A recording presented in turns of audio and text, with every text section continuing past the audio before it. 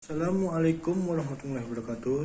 Perkenalkan, nama saya Marujar Abdillah dari Pendidikan IPS 2 semester 6. Di sini saya akan menjelaskan tentang pengertian dan proses terbentuknya muka bumi. Permukaan bumi memiliki dua tenaga utama yang menjadi pergerakan dan penyebab perubahan pada muka bumi. Proses pembentukan oleh kedua tenaga ini dapat terjadi secara cepat atau terjadi dengan proses yang lama dan panjang. Kedua tenaga pembentuk muka bumi ini adalah tenaga eksogen dan tenaga endogen. Di setiap proses pembentukan permukaan bumi, tenaga endogen adalah pembentuk muka bumi yang paling awal. Selanjutnya, pembentukan bumi dengan tenaga eksogen mengubah bentuk muka bumi yang telah dibuat oleh tenaga endogen. Proses pembentukan muka bumi oleh tenaga endogen berbeda dengan tenaga eksogen. Tenaga endogen adalah tenaga yang berasal dari dalam bumi. Tenaga ini tercipta akibat adanya tenaga di dalam bumi. Dalam proses pembentukan muka bumi, tenaga endogen dibagi menjadi tiga jenis, yaitu tektonisme, vulkanisme, dan seisme.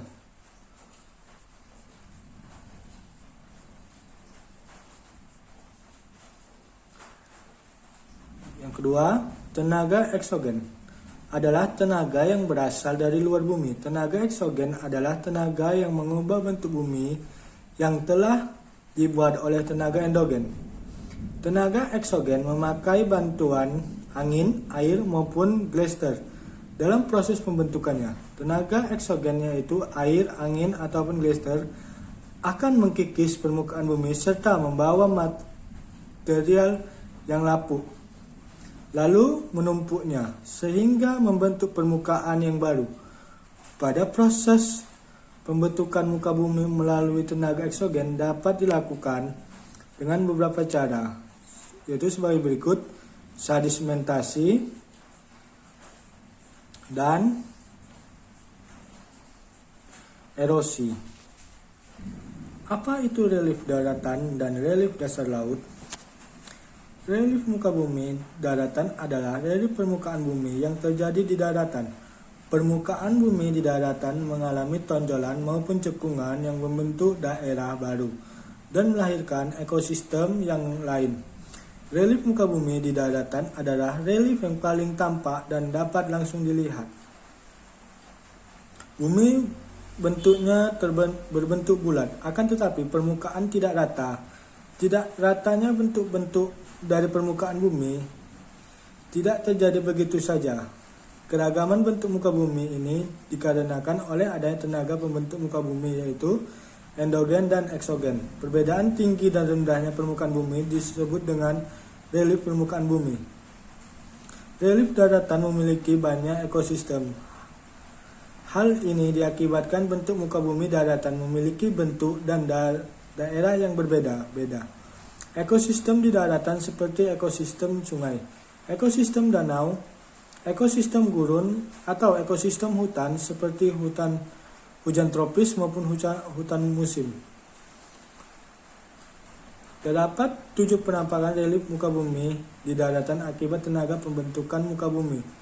Semua bentuk penampakan ini dapat mengalami perubahan dengan seiring jalannya waktu. Perubahan tersebut juga akibat dari adanya tenaga eksogen maupun endogen. Relief penampakan tersebut adalah gunung, pegunungan, dataran tinggi, dataran rendah, sungai, rawa, danau, dan pantai. Relief muka bumi lautan adalah bentuk menonjol dan cekungan bumi yang terjadi di laut. Proses terbentuknya relief di laut sama dengan yang terjadi di daratan akibat dari tenaga eksogen dan endogen yang menyebabkan dasar laut memiliki berbagai macam bentuk. Berbeda dengan di daratan, permukaan di dasar laut dilihat melalui tingkat kedalaman dasar laut terhadap permukaan laut. Relief permukaan laut juga memiliki gunung dan pegunungan yang ada di dasar laut. Yang membedakan adalah ekosistem yang ada di laut dan darat. Di laut, ekosistemnya dibedakan berdasarkan kedalaman dari permukaan laut. Laut yang dangkal akan mendapatkan banyak matahari sehingga jenis hewan di perairan cenderung variatif.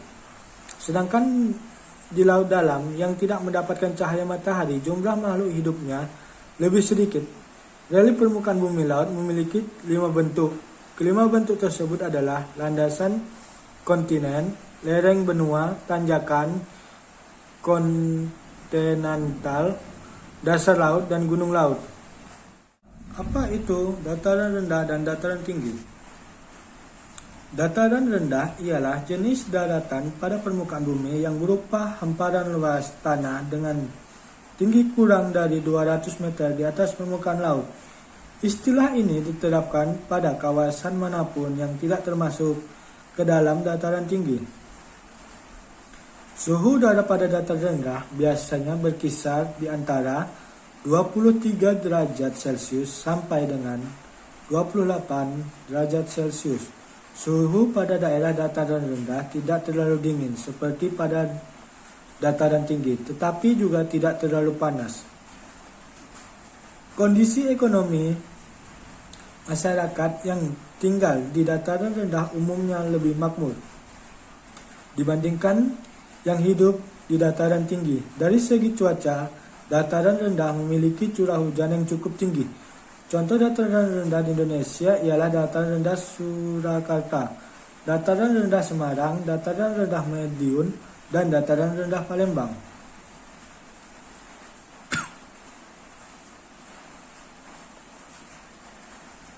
Selanjutnya, dataran tinggi. Dataran tinggi ialah jenis daratan pada permukaan bumi yang tingginya lebih dari 500 meter di atas permukaan laut. Dataran tinggi terbentuk akibat adanya proses erosi sedimentasi. Erosi ialah peristiwa pengkikisan padatan akibat transportasi angin, air, es, hujan, pengaruh gravitasi, atau akibat makhluk hidup. Sedangkan sedimentasi ialah proses pengendapan material yang ditransportasikan oleh media angin, air, es, atau blaster di suatu cekungan. Dataran tinggi biasanya memiliki suhu yang sejuk dan tanahnya yang subur.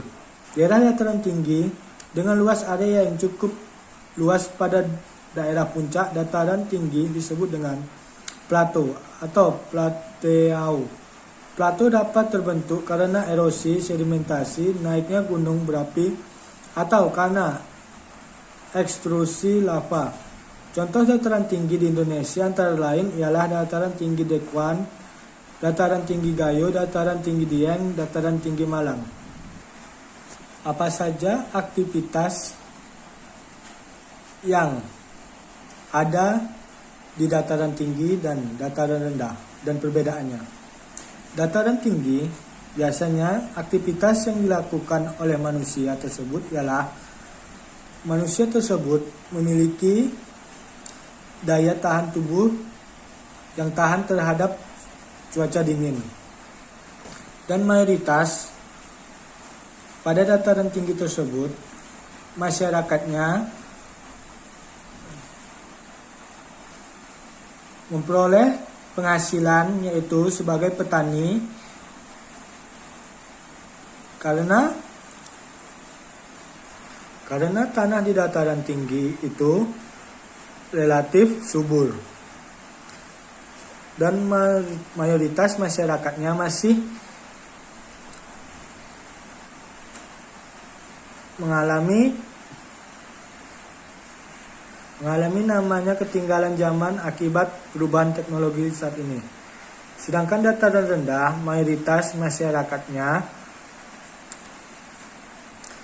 itu mereka memperoleh penghasilan itu dengan cara nelayan atau berdagang. Yang mayoritas tingkat perekonomian di dataran rendah itu sangat begitu tinggi. Baiklah, selanjutnya apa itu pegunungan? dan perbukitan. Pegunungan atau disebut juga dengan barisan dan banjar merupakan suatu area geografis berupa rentetan dari beberapa gunung-gunung atau bukit yang terkait secara geologis yang membentuk suatu deret atau bentang. Pegunungan yang dibatasi oleh dataran tinggi atau terpisah dari pegunungan lain dengan melewati punggung gunung atau lembah. Di bumi, pegunungan biasanya terbentuk dari pergerakan lempeng tektonik melalui sederetan proses. Pegunungan juga ditemukan di planet selain bumi di tata surya dan merupakan bentang alam yang umum dijumpai pada planet kebumian. Pegunungan ini meskipun terdiri dari beberapa kumpulan gunung, namun tidak bisa disamakan dengan gunung berapi yang masih aktif. Pegunungan menimbulkan erupsi dan mengeluarkan magma seperti yang terjadi pada gunung berapi yang masih aktif. Gunung tunggal dalam pegunungan yang sama tidak harus memiliki geologi yang sama. Meskipun mereka berbeda di tempat yang sama, mereka mungkin memiliki campuran orogeni berbeda. Misalnya gunung berapi, gunung-gunung terangkat atau pegunungan lipat. Selanjutnya, apa itu perbukitan?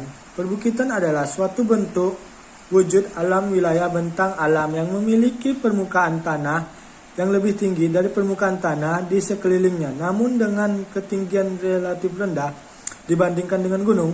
Perbukitan adalah rangkaian bukit-bukit yang berjajar di suatu daerah yang cukup luas. Dalam bahasa Melayu, bukit juga dapat berarti gunung.